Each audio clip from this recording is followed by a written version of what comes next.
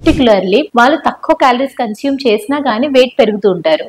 And వాళ్ళలో చాలా hormonal imbalance ఉంటుంది. అందుకని exercise morning at least daily 30 to 40 minutes of speed walking are strength training or gym anything at least 5 days per week చేయడం వల్ల బాడీలో కూడా మనకి మెటబాలిజం మెయింటైన్ అవుతుంది అండ్ బాడీ వెయిట్ అనేది ఫ్యాట్ పర్సెంటేజ్ కూడా కంట్రోల్లో ఉంటుంది, వెయిట్ పెరగకుండా ఉంటుంది అండ్ మీరు కన్సీవ్ అయినా కానీ ప్రెగ్నెన్సీలో కాంప్లికేషన్స్ రాకుండా ఉంటుంది.